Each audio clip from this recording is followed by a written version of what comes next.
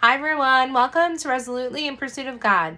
I'm your host Melissa, and today we're going to continue Christ in all of Scripture. We have 1 week left before we go to volume 3. So you're going to need a few things today. You're going to need volume 2 of Christ in all of Scripture. Okay, just to show you all the cover of volume 3. This is volume 3, which we will be moving into very shortly. I'm super excited. You're going to need your favorite pens. These are my favorite pens. I love the color variety that they have and the fine lines that it writes. You can find this in my Amazon link down below, my Amazon shop.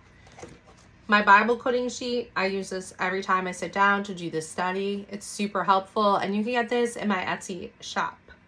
Lastly, you're going to need your favorite Bible. Y'all, you know I love my Jesus Bible. It's my favorite one, and I've used this for my studies since I started. It's amazing. It has such a plethora of information in here. It's such a blessing in and of itself.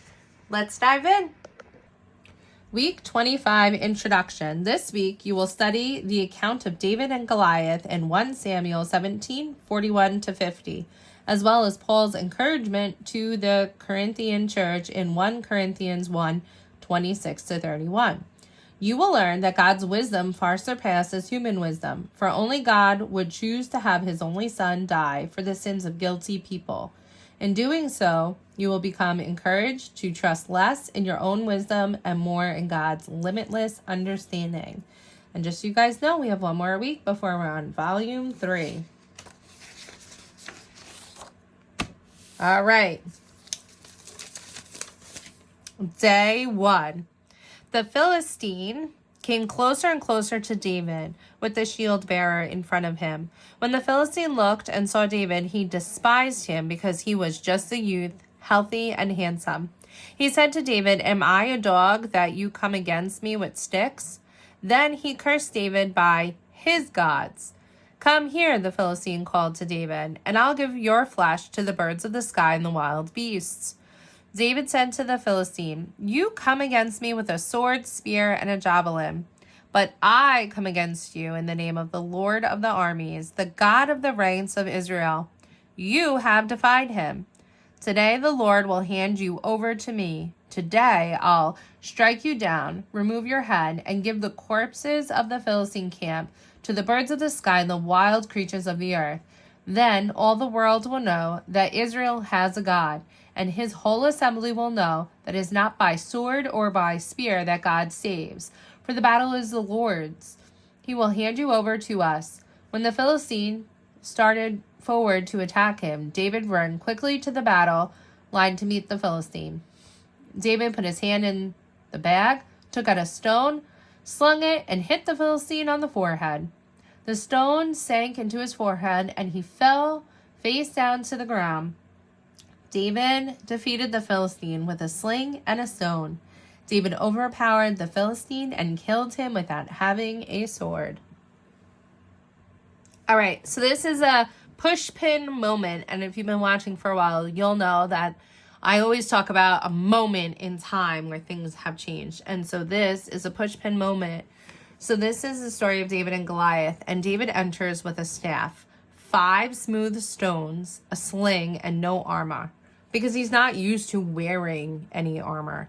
David is lacking physical prowess and battle experience. He is seen as unworthy of serious consideration, but God.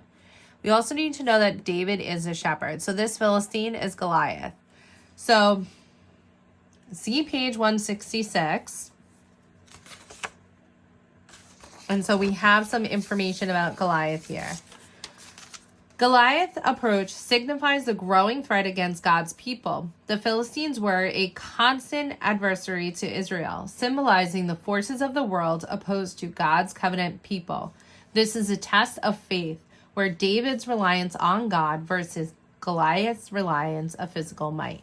So now Goliath here, he's an exile to uncover, reveal. That's what it means. He's from Gath. He is intimidating statue and his role as a champion. He symbolizes pride and defiance against God, worldly strength without spiritual foundation, an enemy that seems unbeatable yet is brought down by the faith in God. So he came closer and closer to David with the shield bearer. Now, here's my shields. Okay, it's not the most beautiful thing, but it is armor that he carried. And so in ancient warfare, a shield bearer was an attendant who carried a large shield to protect the warrior, allowing the fighter to focus on offense.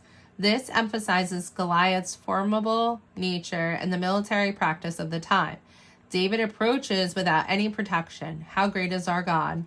The human reliance on armor versus God's provision for those who trust in him. And we could see that here, just in David. So he's wearing a shield bearer and he's in front of him. So we see he provides to those who trust him most. And that's what we're going to see God does for David. When the Philistine looks, so he's assessing and he's judging David, and saw David, he despised him. So we have this human perception versus divine reality. So Goliath thinks, he's unworthy. I don't need to consider him at all. Like, what does he have? However, he has divine reality where God knows exactly the strength that he has. And David knows that too, because he has that through God, right? He knows God's going to provide a way out of this situation. He has that kind of faith.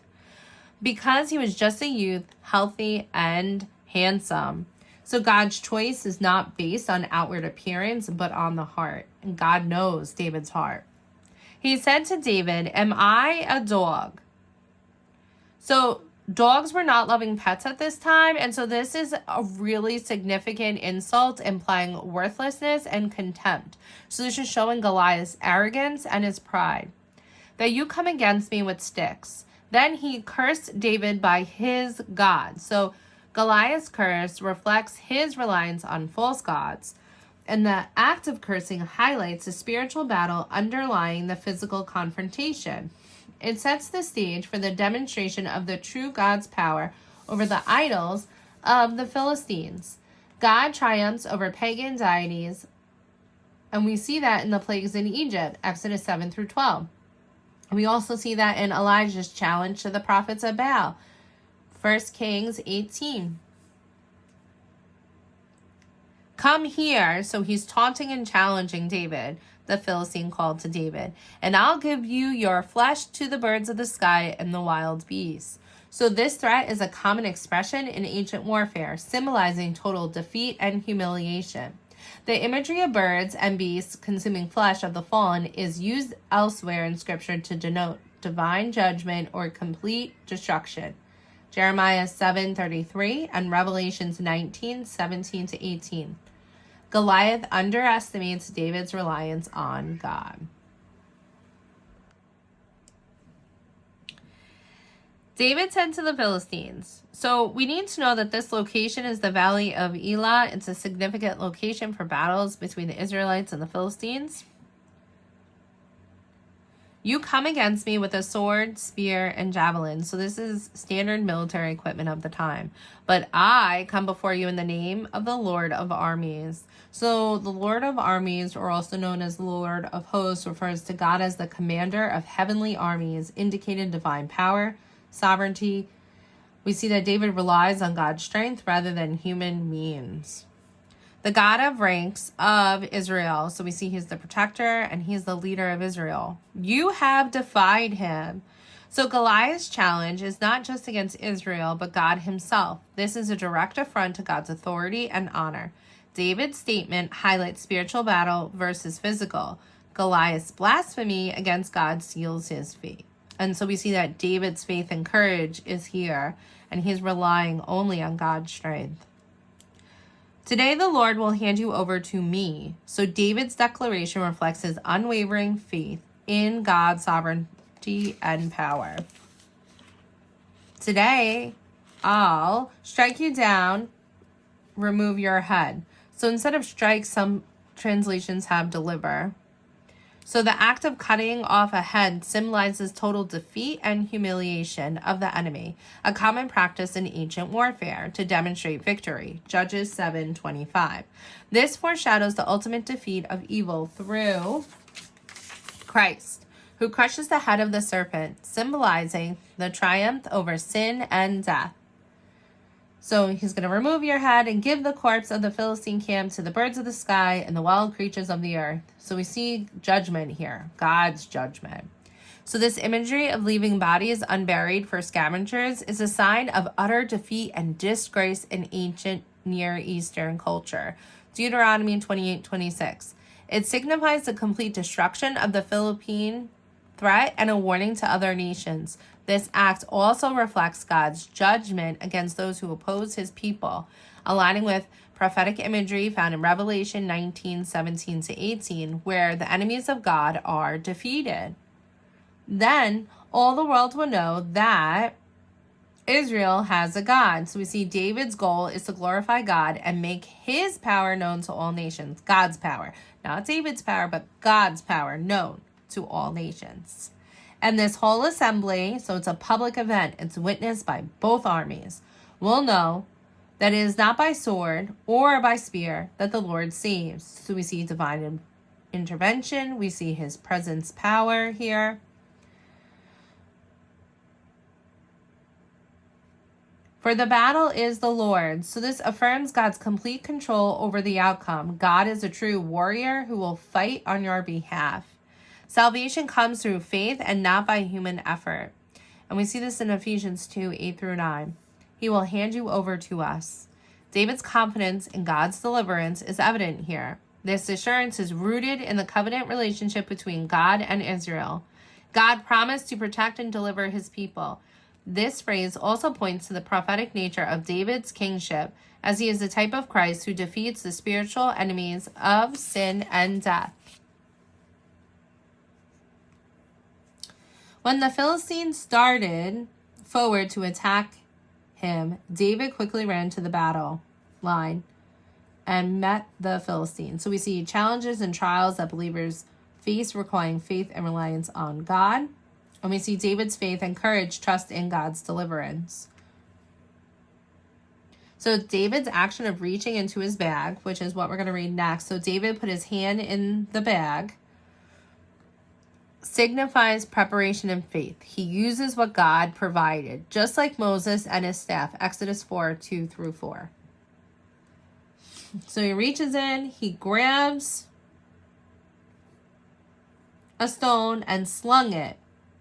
So both tools are insignificant. They're very simple yet effective. God uses the humble and lowly to confound the mighty. 1 Corinthians 1:27. And so we see that here. He uses a stone. He uses a sling. And he slings it. And he hits the Philistine on his forehead, the only vulnerable spot. And David's precise aim signifies divine guidance. He landed it on that target.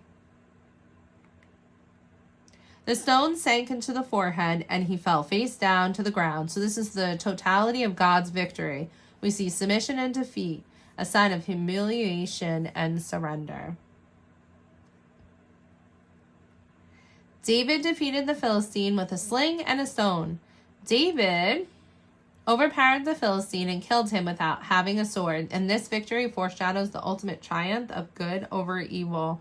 So we see God as a warrior. He is victorious. And David's lack of a sword emphasizes his reliance on God rather than human weaponry.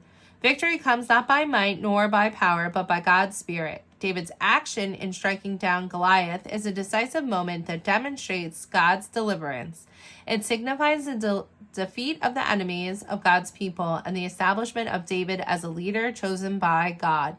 David's victory is a precursor to the greater salvation that would come through Christ, the Son of David. Jesus, the Good Shepherd, would use seemingly weak means to accomplish salvation. And you'll see that all throughout the New Testament. All right, so let's look. Some attributes of God. He is sovereign. We see his power. He is almighty. We see his almighty strength. He's faithful. He gives justice. He's a deliverer, rescuer, and he's faithful to the humble. Now circle the weapon that David used. What do you think is significant about the difference between these two weapons? So we know what Goliath has. He has the shields, and he has this shield. He has a sword, spear, and a javelin. right? David used what God gave him. He had full trust in the Lord to deliver him from Goliath. He had full courage and faith, and he was fully covered by God. Underline any references to God or the Lord between verses 45 to 47. How does this repetition help us understand where David's confidence lies? And it lies 100% in the Lord.